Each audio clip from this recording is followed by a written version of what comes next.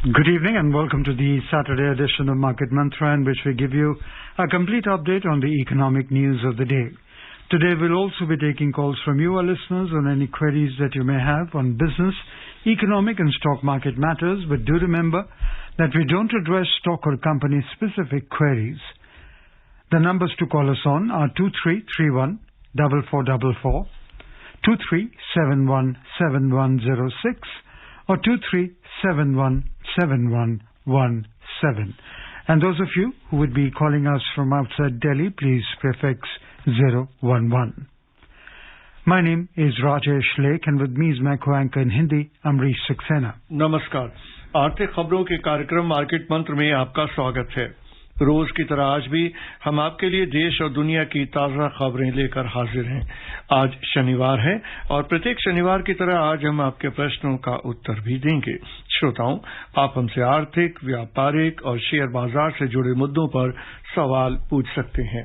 प्रश्न पूछने के लिए हमारे सीधे नंबर हैं 23314444 और 23717106 और तीसरा नंबर है 23717117।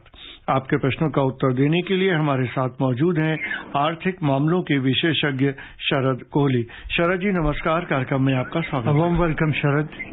Namaskar Amrish, Namaskar Rajesh, and a very, I would say, less warm greetings to all the listeners because it's still hot here. सो पहले हेडलाइंस लेके मौजूद हैं राजेश लेख। Domestic stocks witnessed gains of more than 2% during the week ended yesterday. Sensex closes above 60,000, Nifty finishes near 17,900 level. And US equity indices decline amid US job data that showed less than expected growth. कल समाप्त हुए सप्ताह में घरेलू share बाजारों में 2% से अधिक का उछाल दर्ज किया गया। सेंसेक्स 60,000 के पार बंद हुआ, निफ्टी 17,900 के नजदीक पहुंचा और अमेरिका में रोजगार के आंकड़े उम्मीद से कम रहने के चलते वहां के शेयर बाजारों में गिरावट दर्ज की गई।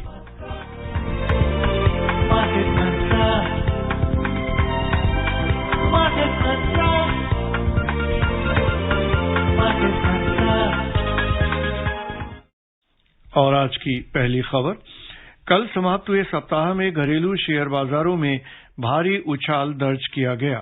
दुनिया के बाजारों से आए अच्छे संकेतों के बीच सेंसेक्स और निफ्टी दोनों में ही 2% से अधिक की बढ़त दिखाई दी। ब्याज दरों में कोई बदलाव न करने की रिजर्व बैंक के फैसले से भी निवेशकों में उत्साह का माहौल बना रहा। बंबई शेयर बाजार का सेंसेक्स 60,000 के स्तर के ऊपर बंद हुआ। नेशनल स्टॉक एक्सचेंज का निफ्टी भी 17,900 के स्तर पर पहुंच गया। सेंसेक्स 1,293 अंक यानी 2.2% की तेजी के साथ 60,059 पर पहुंच गया। निफ्टी सूचकांक 363 अंक यानी 2.07% की बढ़त के साथ 17,895 पर जा पहुंचा। Joining us now is Sushoban from Kolkata. Sushoban, we welcome you. Good evening and Navratri. Greetings to Sarajji and the entire Market Mentor team. Thank you. I'll put forward two questions. Of it, AMG mutual fund company is bringing an NFO. So my question is that the companies who are already existing and who are bringing an NFO, I have a room to analyze the past report. But when a new mutual fund company is coming as a new player in the market, we don't have any clue about their past history. So will it be wise to invest in such companies? First question. Because what happens, if I'm a bit loud in my thought process, I may presume, since it is a perfectly competitive market, and since the new companies entering into the market, obviously they will leave no stone unturned to fetch good profit for the investors. So Shobhan, we got it. Would you can put forward our fund in that company? And second question is, Sarajji, if you kindly guide us about the candlestick analysis. As a novice, we can learn a little bit from you. Candlestick pattern, actually. Thank you. Okay. You see, as far as the mutual fund question is concerned, it's not about the new company or the old company. Every fund strives to make the best out of the investors' money. They try and deliver their best. So I really don't think that, if you have to choose between new company and old company or AMC, we call them as AMCs, the criteria should be that they are new, so they will have more energy. all AMCs have certain defined norms, defined protocol. They are governed by SEBI, and they have to follow, they are all there for profit. So if they don't make profits for the investors, they will not be able to earn profit for themselves. So we cannot generalize and, apply this rule first of all. Your second question was relating to candlestick chart. The candlestick chart basically indicates movement of, as part of the technical analysis. When you plot the prices of the stock on a graph, there comes a candlestick, which basically means that the stock touched high, then it settled down below. So the volume gets filled up, and that gets plotted on the chart. And as the time, with the flux of time, you find that new candlesticks are formed.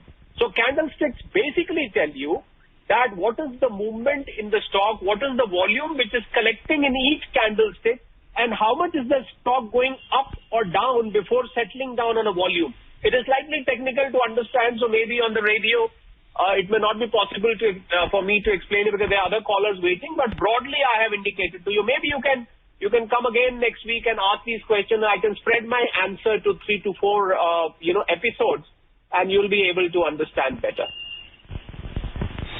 और दिल्ली से हमारे श्रोता Satish line पे हैं। सतीश नमस्कार, बताइए क्या पूछना चाहते हैं। जी नमस्कार जी। शरद जी, जैसे कोई भी बिजनेस स्टार्ट करना हो या किसी भी कंपनी ने अपने कंपनी का कोई प्रोजेक्ट करना हो या उसका विस्तार करना हो तो लोन लेके करती है।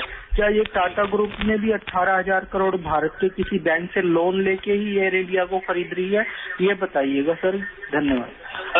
सतीश जी, टाटा ग्रुप तो ग्रुप है, उसमें टाटा सन्स उसको कंट्रोल करता है। अनेकों दर्जनों के हिसाब से कंपनीज है, और टाटा ग्रुप की जो टोटल नेटवर्थ है, हम उसमें इस समय नहीं जाते हैं किसकी नेटवर्थ कितनी है, पर आपको ये मैं बता देता हूं कि उनकी जेब बहुत गहरी है।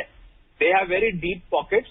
हो सकता है वो इस 18,000 करोड़ के लिए कोई भी बैंक आगे आ जाएगा उनको देने के लिए। वो कैसे फंड करेंगे, अभी पहली बात तो आपको ये बताऊं कि अभी जनवरी से ये सारा सिस्टम होगा, तो अभी प्रक्रिया अभी शुरू हो जाएगी, पर धीरे धीरे उनको देना है। तो अभी 2-3 महीने बाकी है। कुछ वो अपने पास से देंगे, हो सकता है कुछ लोन भी ले, दोनों तरीके से हो सकता है। टाटा ग्रुप के लिए ना लोन लेना मुश्किल है, टाटा ग्रुप की अपनी भी जेब में अच्छा खासा पैसा है। उनके पास जो रिजर्व्स होते हैं, कैश रिजर्व्स अलग होते हैं, प्रॉफिट रिजर्व्स अलग होते हैं। हर कंपनी जब भी कोई सौदा करती है इस प्रकार का, तो वो अपनी जेब, अपने सारे इंतजामात पहले करके चलती है। तो इसकी हमें बिल्कुल भी निश्चिंत रहना चाहिए। टाटा ग्रुप का ही ये बच्चा था, उनके पास बड़ा होके वापस आ गया, और मुझे लग रहा है उनको बड़ी खुशी है। भारत सरकार के लिए भी अच्छा है, जनता के लिए भी अच्छा है, ऐसा निर्णय सबके लिए अच्छा है। तो टाटा ग्रुप आप फिक्र मत करिए, 18,000 उनके लिए तो बहुत बड़ा लंबा चौड़ा। उन्होंने इससे पहले बहुत बड़ी बड़ी परचेजेस करी है। कोरो स्टील किया था, जैगुआर लैंड रोवर किया था, आपको याद होगा इंग्लैंड में। इससे कहीं ज्यादा बड़े साइज की परचेज थी, उनको तनिक भी दिक्कत नहीं आई थी, और अभी भी दिक्कत नहीं आएगी। कुछ सेल्फ फंडेड होगा, कुछ हो सकता है वो कहीं और से उसको फंड कराना चाहे, या उसके लिए कोई ऑफर फॉर सेल लाएं, या कोई आईपीओ लाएं, हो सकता है अलग कंपनी लाएं। मेरे ख्याल इस पे टाटा बोर्ड इसको कॉन्फिडेंशियल रख के बाद में हमारे सामने आ जाएगा। फिलहाल अभी इसको कॉन्फिडेंशियल है। और उत्तर प्रदेश से हमारे श्रोता रिंकी तिवारी हैं लाइन पे। रिंकी नमस्कार, बताइए क्या पूछना चाहते हैं। नमस्कार सर, और आपको मेरा नमस्कार, और एक्सपर्ट को भी मेरा नमस्कार। जी सर, मेरा क्वेश्चन है सर कि जैसे मैंने बुक में पढ़ा था, उसमें लिखा था जो एक्सचेंज होता है वो प्रॉपर महाराष्ट्र में चलता है, दूसरा जो निफ्टी होता है वो दिल्ली में चलता है। तो सर ये निफ्टी क्या है और एक्सचेंज क्या है, इस पे कुछ सर बताएंगे। धन्यवाद। रिंकी जी, बहुत बढ़िया क्वेश्चन है। मुझे याद है आप बलरामपुर से फोन करती हैं, जहां तक मेरी याददाश्त ठीक बता रही है।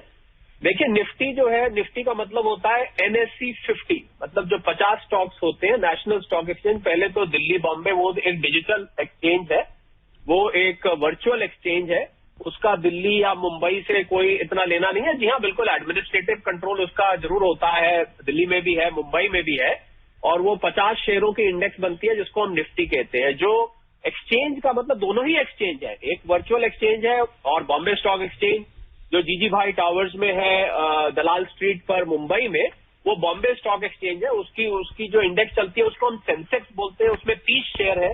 बाकी दोनों ही एक्सचेंजेस साथ साथ चलते हैं। पर आजकल रिंकी जी, आपके जो, अगर मैं प्रश्न का बिल्कुल सटीक उत्तर दूं, तो आजकल स्थान से मतलब नहीं होता है, क्योंकि आप तो कहीं भी बैठ के ट्रेडिंग कर सकते हैं। जहां आपके ब्रोकर है, ब्रोकर भी कहीं भी हो सकते हैं, आप भी कहीं भी हो सकते हैं, आपका बैंक अकाउंट भी कहीं भी हो सकता है। अब तो ऐसी ये दुनिया बन गई है कि जगह का, शहर का कोई बहुत ज्यादा इसमें महत्व नहीं रह गया है, क्योंकि आप जहां बैठिए बलरामपुर, आप वहां बैठ के NSE BSE दोनों में ट्रेड कर सकती है। आपका ब्रोकर दिल्ली में हो सकता है, आपका ब्रोकर मुंबई हो सकता है। तो पर आपकी जानकारी के लिए, जी हाँ, आपने ठीक पकड़ा, जो बॉम्बे स्टॉक एक्सचेंज है वो मुंबई में है, दलाल स्ट्रीट पर, और नेशनल स्टॉक एक्सचेंज एक वर्चुअल एक्सचेंज है। जी। Joining us from Jaipur, we have Jitendra with us. We welcome you, Jitendra.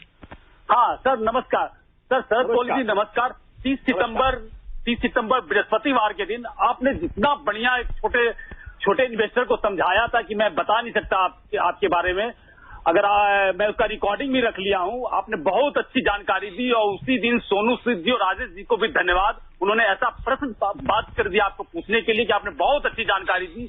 मैंने रिकॉर्डिंग करके रखा, अगर आपको चाहिए सर या मार्केट मंत्र को तो मेरे पास है, मैं आपको दे दूंगा।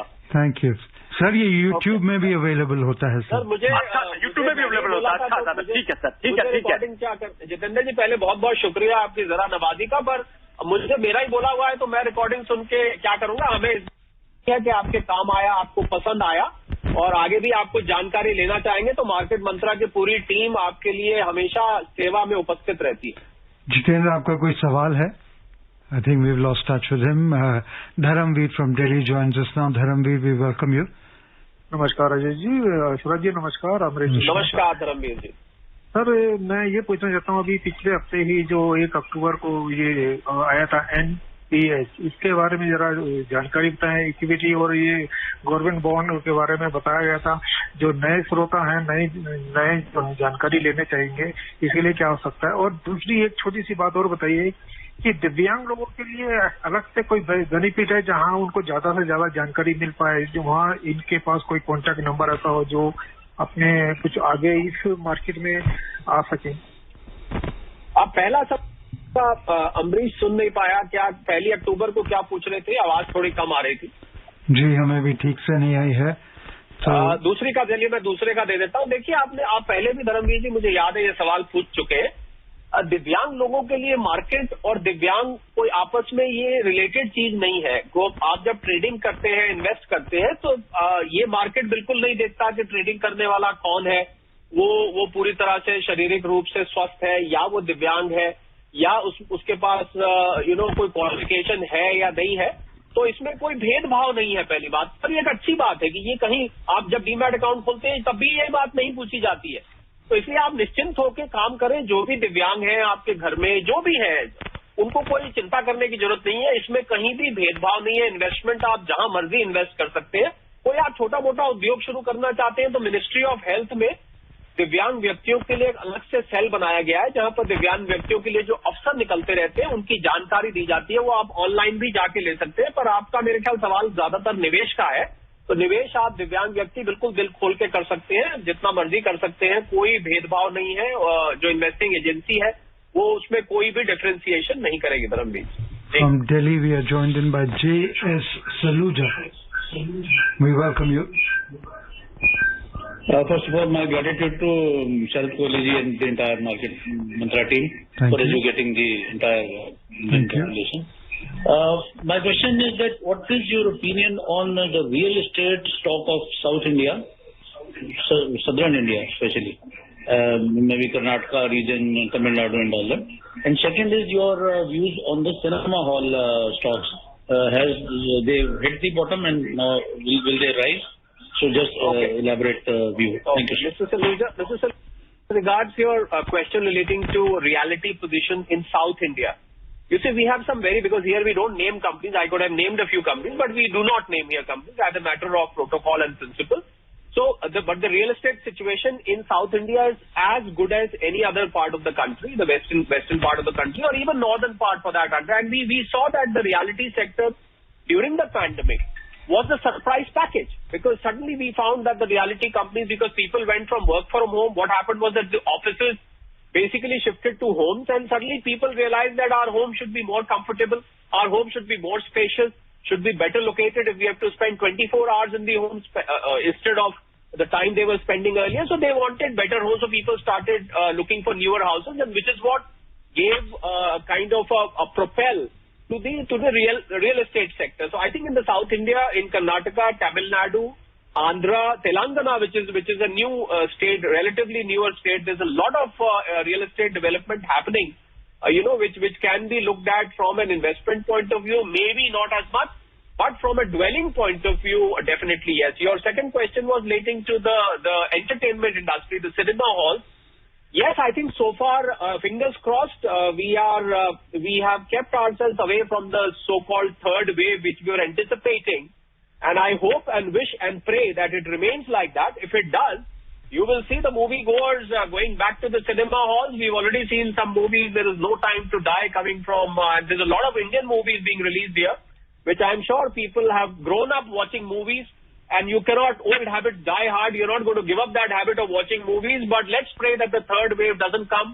If it doesn't come, yes, you can see an uprise in the cinema stocks going forward. Sharad, particularly Maharashtra opening up cinema halls is creating quite a buzz. Yes, I mean, not just Maharashtra, but even in North India, Rajesh, Delhi, NCR, Punjab, Haryana, you go to any North Indian state where things are gradually opening up. I think we have increasingly started to believe that we've fended off the third wave, and I hope we do not. The festival season is on. That is, I think, the only threat looming on our head. If we are careful, we don't let our guards down, I'm sure we should be able to keep it away. And the gentleman who has asked the question can watch a lot of movies and also make money by investing in movie stocks. और दिल्ली से हमारे श्रोता Keshav line पे हैं। केशव नमस्कार, बताइए क्या पूछना चाहते हैं। हेलो जी केशव जी, हाँ आप सवाल पूछिए।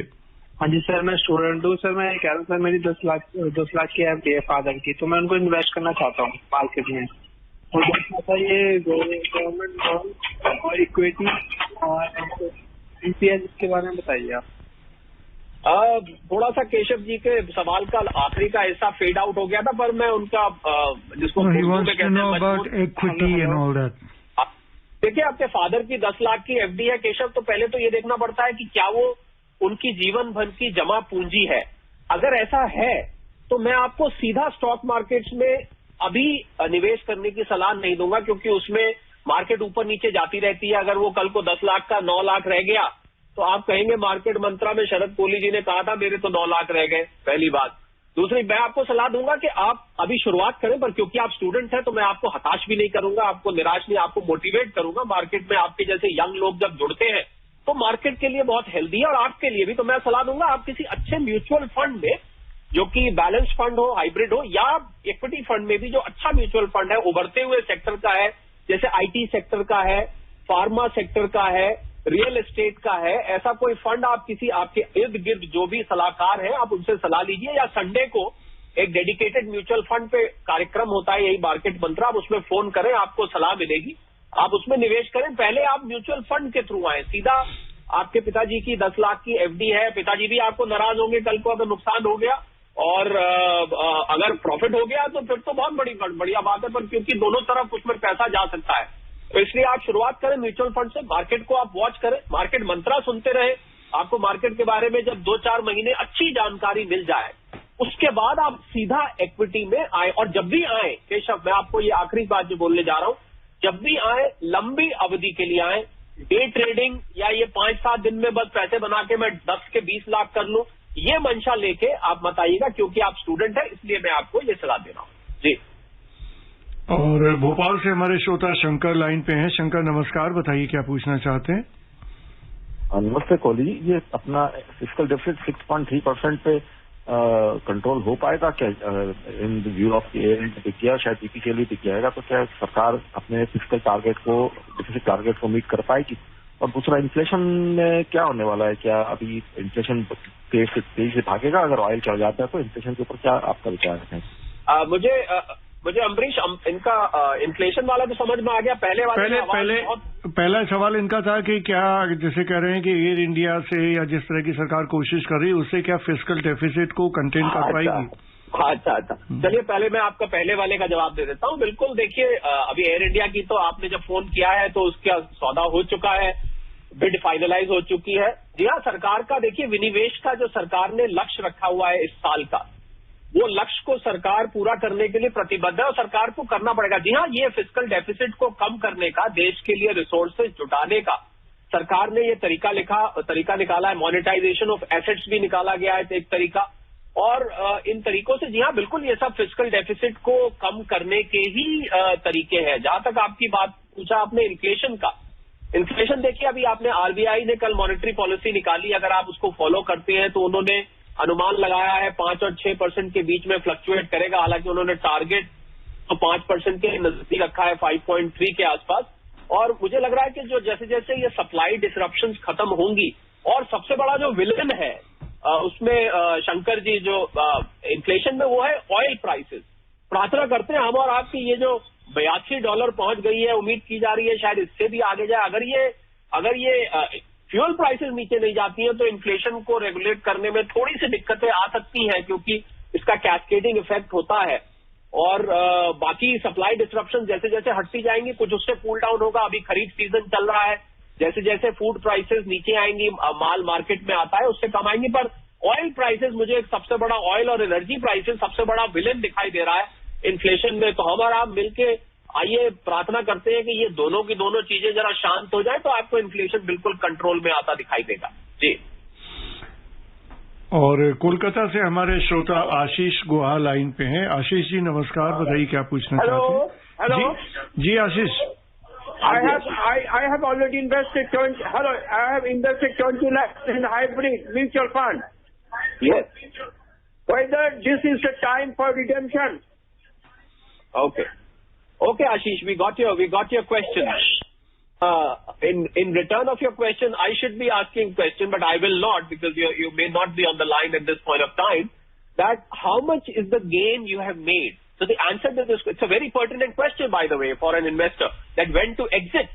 If you have made your aimed game, which is the return which you were expecting from this mutual fund, if you have reached that level, I would suggest you to redeem once and re-enter. This is the mistake a lot of investors do. They convert their profit into losses. They make a lot of money. There's a lot of accretion in the fund. And they said, okay, fine, it's growing, it will keep growing. See, nothing keeps going in one direction. What goes up has to come down. So, quite a chance that your high profits may convert to moderate profits and even losses at some time. So, therefore, if your objective has been achieved, Mr. Ashish, you must redeem and then look for more opportunities to enter at lower levels. That's my advice, not just to Ashish, but to all the investors who do mistakes. I meet so many investors who convert their profits into losses by simply being a little more greedy, then let's wait for more profits, and then at the end of the day, they end up either exiting at par or at losses. So please do book your profits as and when you get an opportunity. Amit from Delhi joins us now. Amit, we welcome you. हाँ sir, सभी को नमस्कार। नमस्कार। Sir, मैं दिल्ली से अमीन बात कर रहा हूँ जी।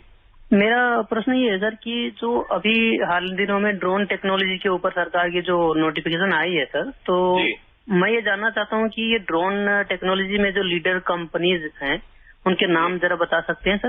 धन्यवाद। अमीन, हम यहाँ कंपनीज के नाम नहीं लेते, हम यहाँ किसी को प्रोपेगेंडा नहीं करते हैं कि हम कंपनीज के नाम बताएं, हम उनको फ्री एडवर्टाइजमेंट दें। They are available on the website. और दूसरा, मैं उसी पे आ रहा था राजेश, कि आप उसको गूगल करिए, बहुत सारे आपको ऑप्शंस आ जाएंगे ड्रोन के। आपको ड्रोन किस लिए चाहिए बाय द वे, ये भी क्योंकि आपको जो नीति आई है सरकार की उसमें कुछ विशेष पर्पसेस के लिए ड्रोन अवेलेबल है। ऐसे जनरली आप कोई फोटोग्राफर है, आप कोई वीडियोग्राफर है, या आप किसी सर्वेलेंस के, लैंड सर्वेलेंस के काम से जुड़े हैं, इसमें वगैरह वगैरह आप बहुत लंबी लिस्ट है, फेरिस्ट है जिसमें जिनको दिया गया है। पर आप गूगल करें, आपको बहुत सारी ऑप्शंस उसमें मिलेंगी, सस्ते, महंगे, मीडियम साइज के, लॉन्ग रेंज के, शॉर्ट रेंज के, बहुत सारे, हर एक के लिए अलग अलग कायदे कानून है। तो आप गूगल करके निकालिए और अपना ड्रोन लीजिए, जो भी आप करना चाहते हैं। मुझे नहीं मालूम आपने ड्रोन का करना क्या है, आप ये बताते हैं तो हम और मजेदार जवाब देते हैं आपको जी। और दिल्ली से हमारे श्रोता रिंकू लाइन पे हैं। रिंकू नमस्कार, बताइए क्या पूछना चाहते हैं? नमस्कार सर। नमस्कार सर, मैंने ये पूछना है कि एलपीजी की जो प्राइस मतलब 900 पे पहुंच चुके हैं, इसकी सब्सिडी वगैरह भी नहीं आती, तो नहीं आएगी ये सब्सिडी? देखिए रिंकू जी, एलपीजी सरकार ने, आपको ज्ञात होगा कि योजना शुरू करी है। इसके अंतर्गत करोड़ों लोगों को, जो महिलाएं, बहनें, माताएं हमारी चूल्हे पर खाना बनाती थी, उनको, उनकी आंखें, उनके फेफड़े उनका पूरा रेस्पिरेटरी सिस्टम डैमेज होता जा रहा था क्योंकि वो धुआं जो जाता था। तो सरकार ने, खासकर प्रधानमंत्री जी ने ये सोचा कि भाई लोग अपनी सब्सिडी अगर छोड़ दें तो हम इस गैस के सिलेंडर का फ्री आवंटन पूरे देश में करें, और आज करोड़ों लोगों तक वो पहुंच चुका है। अब ये बात आपकी ठीक है कि आज सिलेंडर के दाम जो है वो 900 रुपए के आसपास घूम रहे हैं। तो भला जब उज्ज्वला योजना में जिसने सिलेंडर लिया है तो क्या वो दूसरा सिलेंडर अपने लिए ले पाएगा? एक तो उसको मिल गया। तो अब अंतर्राष्ट्रीय स्तर पर जो क्रूड के दाम है, क्योंकि एलपीजी एक पेट्रोलियम बाय प्रोडक्ट है, पेट्रोलियम प्रोडक्ट है, और बदकिस्मती से जो पेट्रोल के दाम है इस समय और डीजल के दाम है, एलपीजी के दाम है, वो सब एक ही बुके में आते हैं, वो बहुत हाई चल रहे हैं। इसकी वजह से सरकार को बार बार निरंतर उसके दाम बढ़ाने पड़ रहे हैं। तो मुझे उम्मीद है कि देखिए ये प्राइस कूल डाउन होगी तो सरकार इसमें सब्सिडी लाएगी नहीं लाएगी, अभी तक इस पे कोई निर्णय नहीं है। पहले सब्सिडी हटाई गई थी, लोगों ने अपनी मर्जी से सब्सिडी छोड़ी बहुत लोगों ने, जिससे कि गरीबों के घर में सिलेंडर पहुंच सके। पर आपकी बात से मैं बिल्कुल इत्तेफाक रखता हूं कि ये दाम कम आए तो लोगों को राहत मिलेगी। उसके लिए अंतर्राष्ट्रीय स्तर पर क्रूड के दाम और थोड़ा हमारा जो टैक्सेशन सिस्टम है उसमें कुछ रिफॉर्म्स लाने की जरूरत है, तो शायद उससे दाम कम हो जाए। बाकी आपका कंसर्न बिल्कुल जेन्युइन है, और पर उनके बारे में हमें सोचना चाहिए जिन महिलाओं के घर आज गैस पहुंच गई है। अगर आप उनकी पहले की वो लंबी सी एक नली लेके फूंक मारती रहती थी चूल्हे में और सारा धुआं लेके खांसती रहती थी, खांसती रहती थी, उनके फेफड़े ट्यूबरक्लोसिस कई महिलाओं को हो गया था। तो अगर उस चीज को सोचे तो शायद हमें थोड़ी राहत मिलती है कि किसी के भले के लिए हमने थोड़ा अपने पास अपनी जेब पे भार बर्दाश्त किया। From Ghaziabad, we are joined in by Ram Singh. We welcome you, Ram Singh. Hello जी। हाँ जी जी, राम सिंह जी सवाल पूछिए। I think we've lost touch with him. We quickly take our last headline story now. Wall Street's main indices ended lower amid data that showed U.S. jobs grew far less than expected in September amid a decline in government payrolls. The Dow Jones Industrial Average closed almost flat. The S&P 500 declined 0.2% and the Nasdaq Composite Index tumbled 0.5%. What's your outlook, Sharad, for the coming week? What are you anticipating will happen in the market? I think, Rajesh, market is going to remain volatile. I mean, there is no definitive trend. The undertone is bullish as far as the Indian markets are concerned. We saw almost close to 18,000 in Nifty. But I think the market will keep reacting to these villainous factors, which is the bond yield, the dollar index, the energy prices, inflation. These are the negative factors. The positive factors are, the ebbing of the third wave of corona in India. And of course, opening of the economy, the various parameters of economy which have been coming to be positive. I think these are the positive factors. So I think it's going to be a fight between these positive and the villains, the heroes and the villains, I call them. Let's see who wins. Okay. जी sir जी, नोएडा से हमारे श्रोता SPS Jain ji line पे थे। उनसे अनुरोध है कि वो अगले कार्यक्रम में सवाल पूछें, चूंकि थोड़ा आज समय का अभाव है। और हम चलते हैं अब कार्यक्रम की समाप्ति की ओर। शरद जी, इस कार्यक्रम में शामिल होने और हमारे श्रोताओं को बहुमूल्य जानकारी देने के लिए आपका धन्यवाद। धन्यवाद, शुक्रिया, thank you. And before we close, the headlines once again. Domestic stocks witnessed gains of more than 2% during the week ended yesterday. Sensex closes above 60,000, Nifty finishes near 17,900 level.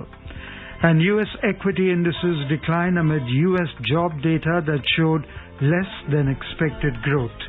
That's all we have in this edition of Market Mantra. Till tomorrow, goodbye.